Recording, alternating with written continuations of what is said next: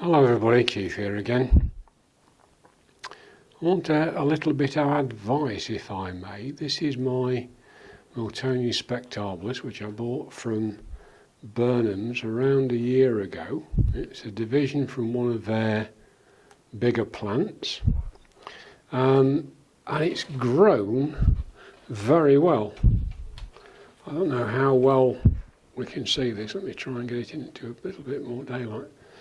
You can see that it's got a lot of new growths, all shooting off in the same direction. Now there is some pleating on the leaves. Initially I had problems getting the moisture right, but you can see now there are a lot of leaves which are not pleated. These are later, so I'm getting that right. But if you look at that flower, instead of coming out towards me and being having the lip down, which is what it should do, it's actually back to front. And the reason, which I hope you can see,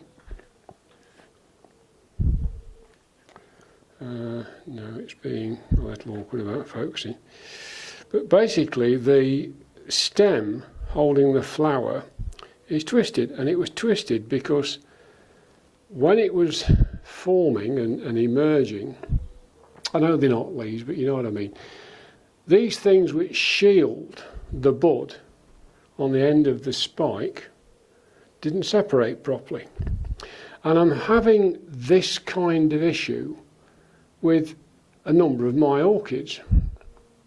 Now I can get around it by spraying everything. I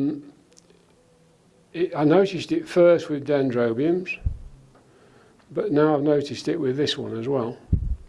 And what I want to know, or what I'd love to hear your suggestions about, is whether I can get away with spraying, because as we're coming into this time of year, everything's warmer, things will evaporate quite a lot faster, and you know, it shouldn't be the problem that it often would be. Now I've got one of these,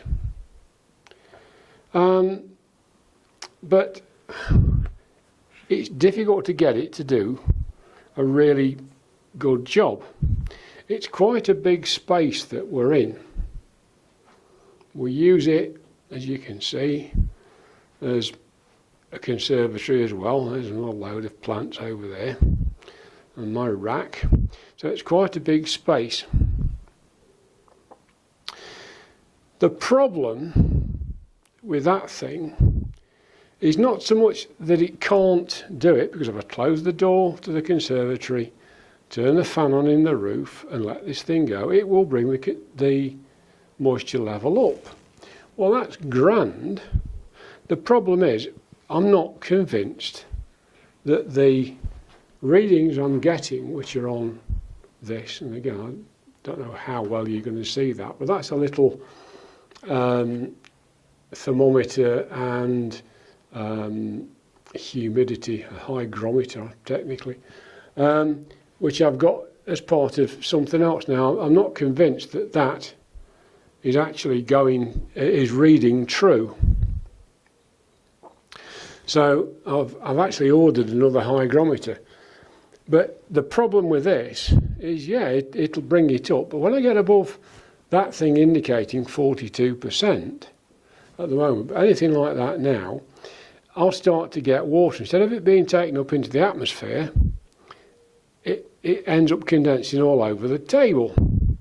So I'm quite loath to push this on for too long.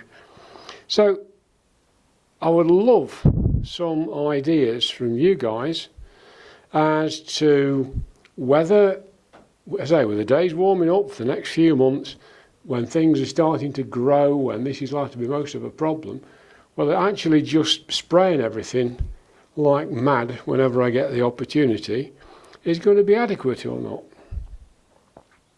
Anyway, I look forward to hearing what you've all got to say. Thanks for watching, and I'll see you soon.